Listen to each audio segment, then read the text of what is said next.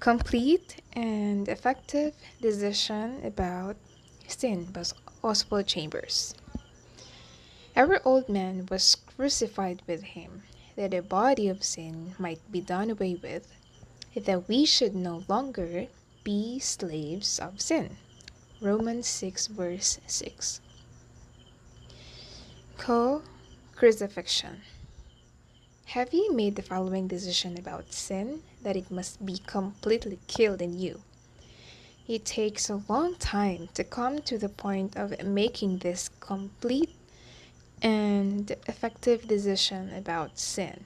It is, however, the greatest moment in your life once you decide that sin must die in you, not simply be restrained, suppressed, or counteracted, but crucified, just as Jesus Christ died for the sin of the world. No one can bring anyone else to this decision.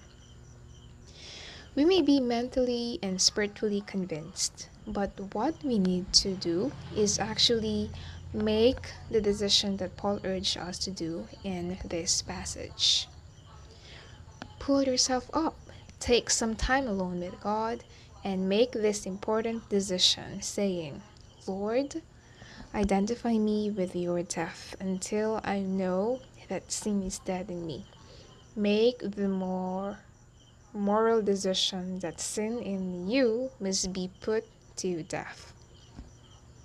This was not some divine future expectation on the part of Paul, but was a very radical and definite experience in this life. Are you prepared to let the Spirit of God search you until you know what level and nature of sin is in your life? To see the very things that struggle against God's Spirit in you? If so, will you then agree with God's verdict on the nature of sin, that it should be identified with the death of Jesus? You cannot reckon yourselves to be dead indeed to sin. Romans 6 verse 11.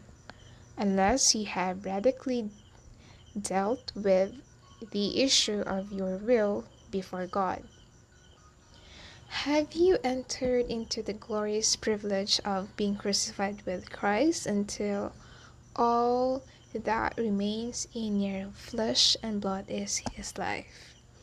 I have been crucified with Christ. It is no longer I who live, but Christ lives in me. Galatians 2 verse 20.